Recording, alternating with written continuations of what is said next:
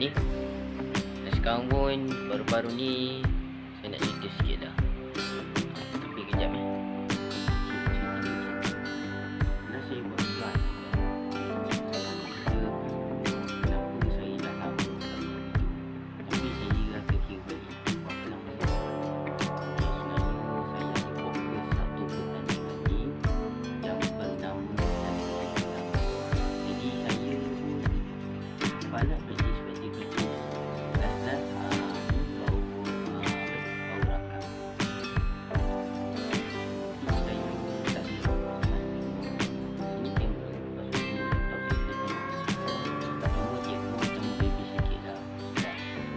Dia kadang-kadang kalau hilang ni, kalau nak pergi kita ni, dia tak ada kesan masalah, terutamanya dia tak ada masalah mata sebab dia tak ada panggil kamera.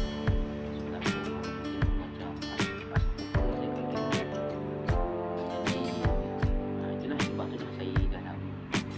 Satu lagi, alhamdulillah, saya ada satu lagi kesibukan iaitu test doa. Jadi saya rasa itu saja kali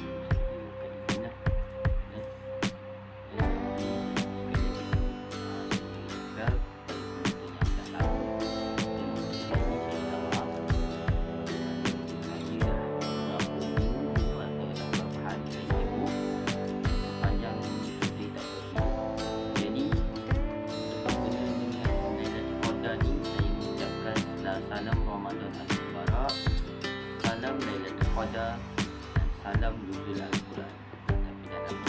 Dan akhir sekali saya nak ucapkan selamat Hari Raya Aidilfitri. Maaf zahir dan batin.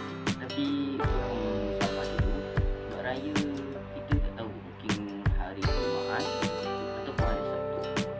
Tapi kita orang pergi sekolah start hari Rabu. Jadi saya rasa itu sajalah video saya pada kali ni. Lagi saya cakap saya mohon maaf atas kesibukan saya sebab saya dah tak buat video. Dan insyaAllah esok saya akan saya akan sambung tazkirah atau sambung surah-surah yang saya belum sambung. Jadi ini betul-betul insyaAllah. Tapi kalau tak menjadi sebab saya sibuk ada hal yang tu saya minta maaf juga. Jadi saya rasa itu sajalah untuk video kali ini. Jadi sekali lagi saya ucapkan selamat Hari Raya semua kepada yang siapa yang remaja atau siapa yang bujang. Saya untuk sekolah lagi. Jangan risau. Apa ni, kepada abang bujang yang ada lesen kereta, lesen motor, kalau ada mak bapak lagi, bawa lah mak bapak, mak bapak bawa ke kampung. Hati-hati memandu je. Kalau sekarang ni, kalau diorang cuti awal, dia tak sah kalau dia pelajar sekolah lagi. Contoh apa ni, dia cakap alasan dengan cikgu, cakap tak sihat lah cikgu, tak sihat lah cikgu. Alasan pergi mana balik awal. Lalu lepas raya cikgu marah.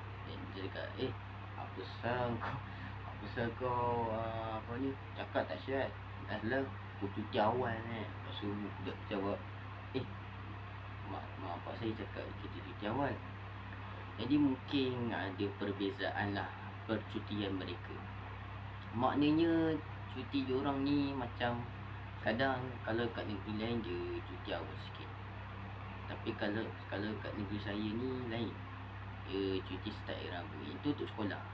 So saya tak tahu macam mana apa saya. Sekian, warahmatullahi wabarakatuh. Wassalamualaikum warahmatullahi wabarakatuh. Bye bye. Wallahu a'lam.